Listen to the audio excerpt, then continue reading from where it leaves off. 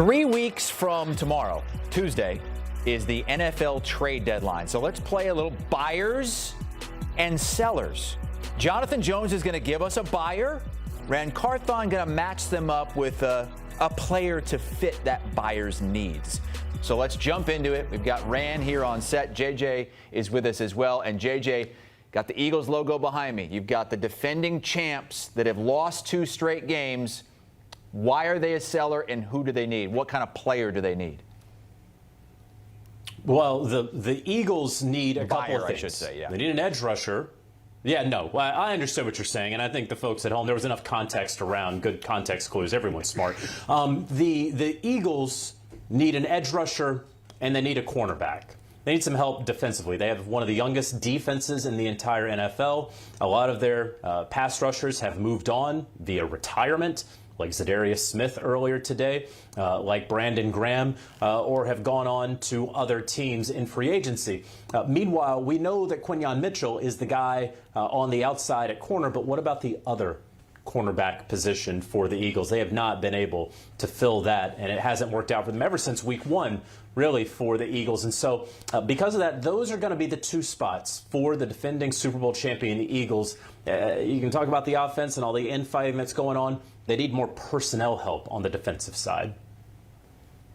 Yeah, and for me to put names to that, right? So you're looking at, and JJ hit it, Zadarius Smith just announced his retirement today at a position where you already needed help, and so it becomes an even bigger need. So would Howie swing for a guy like Trey Hendrickson in knowing, in understanding where the Bengals offense or season is at this point, and then being able to get a guy who's on a 1-year deal that you can keep around long-term potentially to help shore up that need on the edge. And then at corner, a name that stood out to me as I was going through rosters was Jair Alexander, who's on a 1-year deal in Baltimore. He's going to be a free agent after the season is over. Because I looked at it was whether him or Marlon Humphreys, and it's just be really hard to get out of Marlon Humphreys' contract. So Jair Alexander is a name that I would mention there. What, just off the top of your head, what do you think the Eagles would have to give up for a Trey Hendrickson, for instance? It would be a third-round pick or so, because really? You're taking on his contract. Could be a fourth. A fourth with a chance to become a third based on his production, because you are taking on this cap number in which Cincinnati added more money on this year. All right, let's move on to another team that might be out there buying before the deadline in 3 weeks. And I mean, there are teams that get bit by the injury bug, JJ, and then there are teams that have been swallowed whole by that bug, and the 49ers fit that bill. Yeah, quite a large bug here for the San Francisco 49ers, who, before Fred Warner's injury, they needed edge rush help, right? Nick Bosa goes down with that ACL. They needed edge rush help before he went down with the ACL. They certainly needed it after that fact, but teams aren't willing to just part with really good edge rushers. And, of course, we know, as evidenced by just this moment ago, they're going to be in competition with other teams like the Philadelphia Eagles, perhaps the Baltimore Ravens, if they still feel that they have a window for an edge rusher. And what is making it even more crucial is that they're not going to get a replacement for Fred Warner at the inside linebacker position, that middle linebacker position. No one out there is like Fred Warner. And so it becomes even more imperative to be able to affect the passer. And so that's why even more than before Fred Warner's injury, now especially, the Niners need to go get some edge rush help.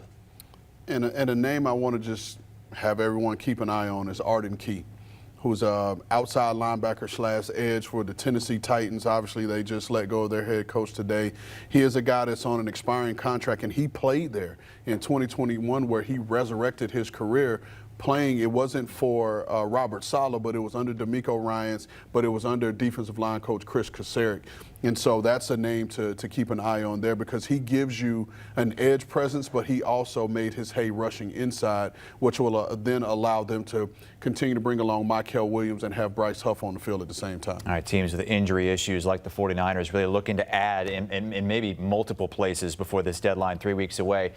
And we have multiple buyers for our next one, JJ, and it's in the same division at the same position with the Chargers and Chiefs. God's position.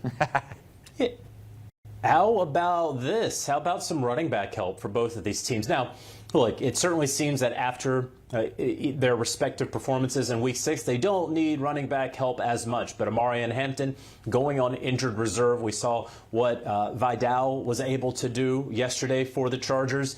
Meanwhile, the Kansas City Chiefs, this offense appears to be humming, right? And they are very excited about getting Rashee Rice. Remember all that talk about they were going to trade for a wide receiver? They haven't wanted to trade for a wide receiver. None of that was true. But could they use some running back help?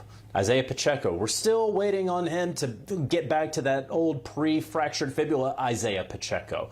You still have Kareem Hunt, but right now, still 6 games through the season, Patrick Mahomes remains the leading rusher for the Kansas City Chiefs. So if this is a team that is going to do something, a running back, because running backs are fungible, that's probably a day 3 pick for either or both of these teams ahead of the November 4th trade deadline. And I resent your comment, JJ, and your talk about running backs. Well, but it's true. I'll say this. I don't think that they would be willing to go spend a day 3 pick on a player. And again, I'm thinking day 3, I'm thinking 5 through 7, because you have quality players that fit your offense. But if you're going to go out and you're going to go trade for a back that you can take your offense to the next level, if you're the Chiefs, and I'm speaking solely on the Chiefs, Breece Hall will give you an explosive component. Now, the one thing that makes this one an iffy one is if you're the New York Jets, and I understand that they're winless at this point, the message that you send your locker room by trading a player of the Breece Hall caliber, you're telling your offense that you're cashing the season in, which is a bad message. Even if that's not your tone and you're getting a good compensation back, that's going to be the message that permeates throughout the locker room because they're seeing one of their better players get shipped off. And so there. And then I thought about Alvin Kamara. We talked about that earlier.